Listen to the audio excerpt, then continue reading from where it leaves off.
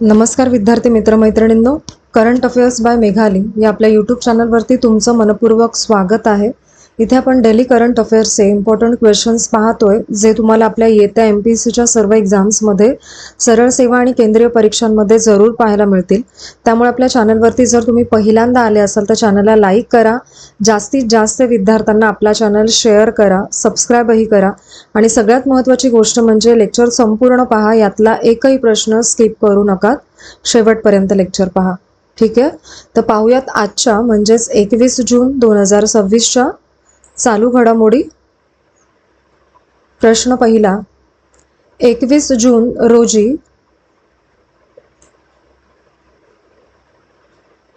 आंतरराष्ट्रीय स्तरावरती कोणता दिवस साजरा केला जातो? योग्य उत्तर आहे याचं पर्याय क्रमांक बी, आंतरराष्ट्रीय योग दिन. महत्त्वाचे पॉइंट्स पहा या प्रश्नाचे. 21 जून हा आंतरराष्ट्रीय योग दिन म्हणून संपूर्ण जगभर साजरा होतो. आंतरराष्ट्रीय योग दिनाची सुरुवात 2014 साली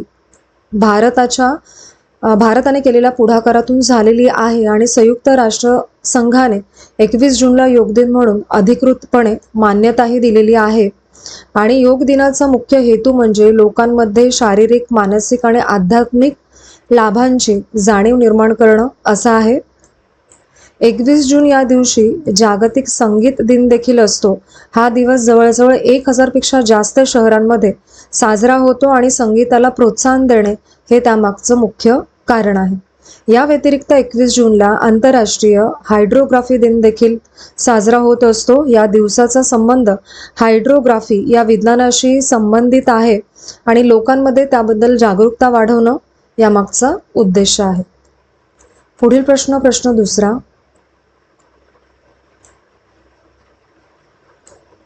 ब्रिक्स MSME फोरम 2026 कोठे आयोजित करण्यात आले? याचं योग्य उत्तर आहे पर्याय क्रमांक सी, आग्रा, उत्तर प्रदेश येथे. महत्त्वाचे पॉइंट्स पहा. ब्रिक्स MSME फोरम 2026 चे पहिल्यांदाच आयोजन 19 आणि 20 जून 2026 रोजी आग्रा, उत्तर प्रदेश येथे झालेलं होतं आणि या मंचाचं आयोजन भारत सरकारच्या MSME मंत्रालयाने केलेले आहे आणि 2026 मध्ये भारत ब्रिक्स संघटनेचे अध्यक्षपद सांभाळत आहे. आणि ब्रिक्स हा ब्राझील, रशिया, भारत, चीन आणि दक्षिण आफ्रिका या उदयोन्मुख अर्थव्यवस्थेचा आंतर सरकारी गट आहे. MSME म्हणजे सूक्ष्म, लघु आणि मध्यम उद्योग होय. केंद्रीय MSME मंत्री जीतन राम मांझी यांनी या मंचाला संबोधित केले आणि ब्रिक्स MSME कोऑपरेशन फ्रेमवर्क 2023 मध्ये दक्षिण आफ्रिकेच्या अध्यक्षतेखाली स्वीकारण्यात आलेले होते. पुढील प्रश्न तिसरा,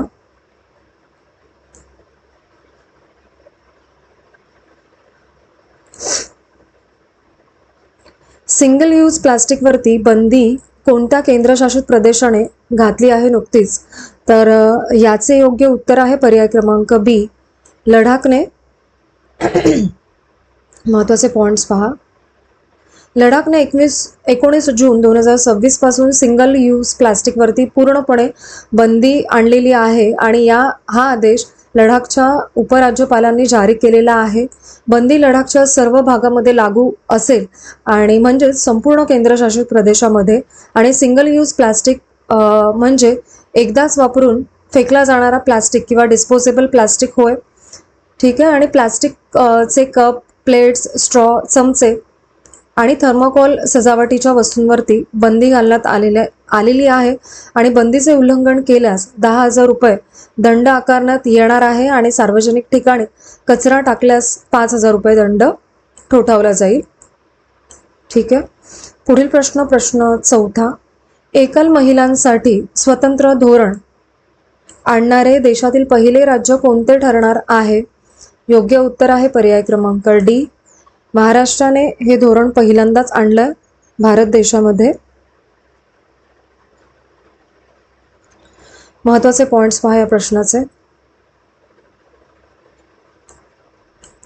महाराष्ट्राने एकल महिलांसाठी स्वतंत्र धोरण आणणारे भारतातील पहिलं राज्य होणार आहे. या धोरणाचा मुख्य उद्देश म्हणजे एकल महिलांचं सर्वांगीण सक्षमीकरण करायचं आहे सरकारला. आणि मुख्यमंत्री देवेंद्र फडणवीस यांनी अर्थसंकल्पीय भाषणामध्ये या धोरणाची घोषणा केलेली होती आणि महिला व बालविकास आयुक्तांच्या अध्यक्षतेखाली समिती स्थापन देखील यासाठी करण्यात येणार आहे. आणि राज्याच्या महिला व बालविकास मंत्री अदिती तटकरे आणि राज्यमंत्री मेघना बोर्डीकर यांचा यामध्ये मुख्यत्वे समावेश असेल. आणि राज्यातील 32 जिल्ह्यांमध्ये एकल महिलांचे सर्वेक्षण सुरू आहे सध्या. आणि 2011च्या जनगणनेनुसार महाराष्ट्रामध्ये जवळजवळ 54 लाख एकल महिला होत्या आणि कोविड नंतर संख्येमध्ये वाढ होऊन 70 ते 75 लाखांवरती हा आकडा गेलेला आहे अंदाजे. ठीक आहे. आणि विधवा, घटस्फोटित, परित्यक्ता आणि अविवाहित महिला यांचा या धोरणामध्ये मुख्यत्वे समावेश असेल. पुढील प्रश्न 5वा. जनगणना 2027चा पहिला टप्पा 100% यशाने पूर्ण करणारे राज्य कोणते ठरले आहे? तर या प्रश्नाचे योग्य उत्तर आहे पर्याय क्रमांक ए, उत्तर प्रदेश हे राज्य. महत्त्वाचे पॉइंट्स पहा या प्रश्नाचे. उत्तर प्रदेशने जनगणना 2027च्या पहिल्या टप्प्यामध्ये 100% यश मिळवलंय. आणि हा टप्पा हाऊसिंग लिस्टिंग आणि हाऊसिंग सेन्सस या विषयावरती आधारित होता, लक्षात ठेवा. आणि या टप्प्यातील काम हे 22 मे ते 20 जून 2020 या काळात झालेलं आहे. आणि उत्तर प्रदेशमधील सगळे 75 जिल्हे या प्रक्रियेमध्ये सहभागी झाले. या जनगणना मोहिमेमध्ये 350 तहसील, 17 महानगरपालिका, 200 नगर परिषदा आणि 545 नगरपंचायती, 3 कंटोन्मेंट बोर्ड, 8 औद्योगिक नगरांचा समावेश होता. जवळपास 1.04 लाख गावामध्ये ही प्रक्रिया पार पडलेली आहे. आणि स्थानिक पातळीवरील प्रयत्नांमुळे संपूर्ण टप्पा वेळेत पूर्ण झालाय.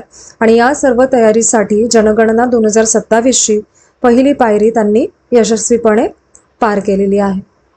पुढील प्रश्न 6वा. कोलकाता येथे पंतप्रधान नरेंद्र मोदी यांच्या हस्ते किती स्वदेशी भारतीय नौदल प्लॅटफॉर्मचे लोकार्पण करण्यात येणार आहे कोलकाता येथे? तर याचं योग्य उत्तर आहे पर्याय क्रमांक बी, एकूण 3 प्लॅटफॉर्म लॉन्च करण्यात येणार आहेत. महत्त्वाचे पॉइंट्स पहा या प्रश्नाचे.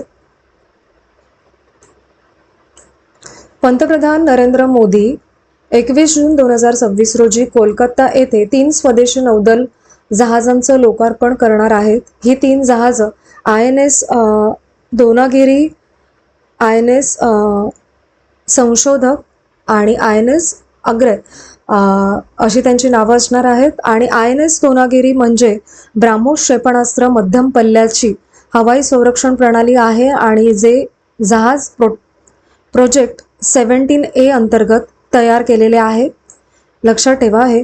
आणि INS संशोधक हे जल सर्वेक्षणाचे काम करते, ठीक आहे. आणि हे किनारी तसेच खोल समुद्रामध्ये सर्वेक्षणासाठी मुख्यत्वे वापरले जात आहे.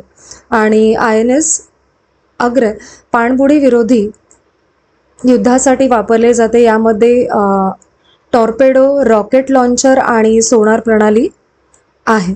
या 3 जहाजांचा मुख्य उद्देश म्हणजे भारतीय नौदलाची लढाऊ क्षमता, विशेषतः जलसर्वेक्षण आणि पाणबुडी विरोधी युद्ध क्षमता वाढवणे असा आहे. पुढील प्रश्न 7वा. श्री अंबाबाई मंदिर विकास प्रकल्पाचे उद्घाटन कोणी केले आहे? याचं योग्य उत्तर आहे पर्याय क्रमांक सी, अमित शहा यांनी. महत्त्वाचे पॉइंट्स पहा. केंद्रीय गृहमंत्री अमित शहा यांनी श्री अंबाबाई मंदिर विकास प्रकल्पाचे कोल्हापूर येथे उद्घाटन केले. या प्रकल्पाची एकूण किंमत जवळजवळ 1445 कोटींपेक्षा जास्त आहे. श्री अंबाबाई मंदिर हे कोल्हापूरच्या ऐतिहासिक करवीर शहरात आहे आणि देशभरातून येथे भक्त येत असतात. प्रकल्पाचा मुख्य उद्देश म्हणजे मंदिर परिसराचे आधुनिक तीर्थक्षेत्रामध्ये रूपांतर करणे असा आहे आणि मंदिराचा ऐतिहासिक, सांस्कृतिक व आध्यात्मिक वारसा जतन करण्यावरती या प्रकल्पावरती विशेष भर देण्यात येणार आहे. स्थानिक अर्थव्यवस्थेला यामुळे चालना मिळेल आणि रोजगार निर्मितीला प्रोत्साहन मिळेल आणि पर्यटनावरती आधारित विकासालाही वेग येईल असं सांगण्यात येत आहे. पुढील प्रश्न 8वा. गाझासाठी तातडीने वैद्यकीय मदतीची मागणी भारताकडे कोणी केलेली आहे? याचं योग्य उत्तर आहे पर्याय क्रमांक बी, पॅलेस्टीन दूतावासांनी. योग्य उत्तर आहे याचं. महत्त्वाचे पॉइंट्स पहा. 20 जून 2026 रोजी पॅलेस्टीन दूतावासाने भारताकडे गाझासाठी वैद्यकीय मदतीची मागणी केलेली आहे. ठीक आहे. आणि ही मदतीची मागणी न्यू दिल्लीतील पॅलेस्टीन दूतावासांतून करण्यात आली. गाझा हा व्यापित पॅलेस्टीन प्रदेशाचा एक भाग आहे आणि पश्चिम किनारा आणि पूर्व जेरुसलेम हेही व्यापित प्रदेशात येतात. आणि गाझामध्ये आरोग्य व्यवस्था सध्या गंभीर संकटात आहे आणि गाझामध्ये डायलिसिस उपकरणांची सध्या जास्त प्रमाणात कमतरता जाणवते आहे आणि आरोग्य मैत्री हा भारताचा मानवतावादी उपक्रम आहे. हे लक्षात ठेवा. याच्यावरती प्रश्न येऊ शकतो. प्रश्न क्रमांक 9वा. केंद्रीय सरकारी कर्मचाऱ्यांच्या पेन्शन प्रक्रियेसाठी कोणते केंद्रीकृत सॉफ्टवेअर विकसित करण्यात आलेले आहे? याचे योग्य उत्तर आहे पर्याय क्रमांक ए, भविष्य हे ॲप. महत्त्वाचे पॉइंट्स पहा प्रश्नाचे. भविष्य हे केंद्र सरकारच्या पेन्शन प्रक्रियेसाठी बनवलेलं केंद्रीय सॉफ्टवेअर आहे आणि या प्लॅटफॉर्ममुळे पेन्शनधारकांना प्रक्रिया सोपी, जलद आणि पारदर्शक झालेली आहे. गेल्या 12 वर्षांमध्ये पेन्शन प्रक्रियेमध्ये अनेक सुधारणा करण्यात आलेल्या आहेत. भविष्यामुळे विलंब आणि कागदपत्रातील चुका कमी झालेल्या आहेत आणि त्यामुळे पेन्शनधारकांचा आर्थिक तोटा आणि त्रास कमी झालेला आहे. सध्या 99 मंत्रालय खाते आणि 1000हून अधिक कार्यालय या प्लॅटफॉर्मशी जोडले गेलेले आहेत आणि देशभरामध्ये 9765 DDO म्हणजे ड्रॉइंग अँड डिस्बर्सिंग ऑफिसर्स या प्रणालीमध्ये काम करत आहेत आणि 19 जून 2026 पर्यंत 3.28 लाखांहून अधिक पेन्शन ऑर्डर्स म्हणजे PPOs या प्लॅटफॉर्मवरून जारी करण्यात आलेले आहेत. पुढील प्रश्न 10वा. PM किसान अन्नदाता सुखीभव योजनेअंतर्गत, योजना लक्षात घ्या, 2026च्या खरीप हंगामासाठी आंध्र प्रदेशामध्ये किती कोटी रुपयांचा पहिला हप्ता वितरित करण्यात आलेला आहे? योग्य उत्तर आहे पर्याय क्रमांक सी, 3125 कोटी रुपयांचा. महत्त्वाचे पॉइंट्स पहा प्रश्नाचे. आंध्र प्रदेशमध्ये PM किसान अन्नदाता सुखीभव योजनेचा पहिला हप्ता 3125 कोटी शेतकऱ्यांच्या खात्यात थेट जमा करण्यात आलेला आहे. मुख्यमंत्री N. चंद्राबाबू नायडू यांनी या आर्थिक मदतीचा पहिला हप्ता वितरित केला. 46.85 लाख शेतकऱ्यांनी प्रत्येकी 7000 मदत यामध्ये मिळालेली आहे. ठीक आहे. कृषी व फलोत्पादन विभागांनी विविध स्टॉल्स आणि प्रदर्शन यामध्ये आयोजित केली. महिला नेतृत्वाखाली प्रक्रिया केंद्रे, गांडूळ खत, तेलबिया आणि ऑइल पाम मिशन यांचे विशेष प्रदर्शन देखील भरवण्यात आलेले होते. आणि PM किसान अन्नदाता सुखीभव योजना शेतकऱ्यांना थेट आर्थिक मदत देण्यासाठीची आहे आणि या योजनेमुळे शेतकऱ्यांच्या बँक खात्यांमध्ये थेट रक्कम जमा होत असते सरकारमार्फत. ठीक आहे. पुढील प्रश्न पुढील प्रश्न 11वा. महाराष्ट्र शालेय शिक्षण विभागाने डिजिटल तंत्रज्ञान शिक्षणासाठी कोणत्या संस्थेसोबत सामंजस्य करारपत्रावरती स्वाक्षरी केलेली आहे? योग्य उत्तर आहे पर्याय क्रमांक डी, गुगल सोबत. महत्त्वाचे पॉइंट्स पहा. महाराष्ट्र शालेय शिक्षण विभागाने गुगल फॉर एज्युकेशन सोबत करार केला आहे. हा करार शिक्षकांना AI आणि डिजिटल तंत्रज्ञानाचं प्रशिक्षण देण्यासाठीचा आहे. लक्षात ठेवा. आणि प्रशिक्षणाचा कालावधी हा 18 महिन्यांचा असणार आहे. 4 लाखांहून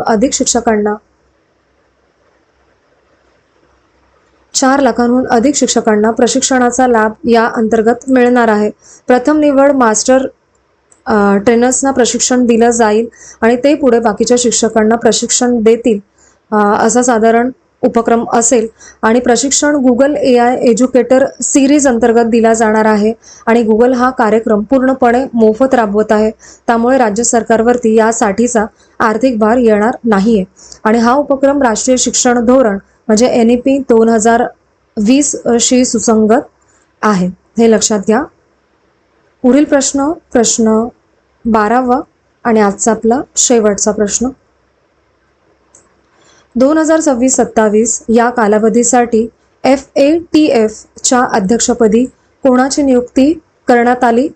योग्य उत्तर आहे याचं पर्याय क्रमांक B, विवेक अग्रवाल यांची. महत्त्वाचे पॉइंट्स पहा. विवेक अग्रवाल यांची 2026-27 साठी FATF म्हणजे फायनान्शियल ॲक्शन टास्क फोर्स, फुल फॉर्म लक्षात घ्या, च्या उपाध्यक्षपदी यांची निवड करण्यात आलेली आहे. सध्या विवेक अग्रवाल भारत सरकारच्या संस्कृती मंत्रालयात सचिव म्हणून काम करत आहेत आणि त्यांनी भारताच्या FATF प्रतिनिधी मंडळाचं नेतृत्व देखील केलेलं आहे. म्हणजेच भारतातून या आंतरराष्ट्रीय गटासाठी ते जबाबदार होते. ठीक आहे. आणि याआधी ते FIUIND म्हणजे फायनान्शियल इंटेलिजन्स युनिट इंडिया या संस्थेचे संचालक देखील होते. आणि गाइल्स थॉम्सन यांनी आता पुढील FATFचे अध्यक्ष म्हणून त्यांची निवड झालेली आहे. हे उपाध्यक्ष असणार आहेत आणि अध्यक्ष कोण आहेत हे लक्षात घ्या. ठीक आहे. तर आजचे आपले 21 जून 2026चे डेली करंट अफेअर्स पाहून झालेले आहेत.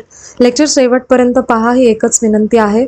आणि आजचे लेक्चर तुम्ही शेवटपर्यंत पाहिलेच असेल त्याबद्दल थँक्यू सो मच.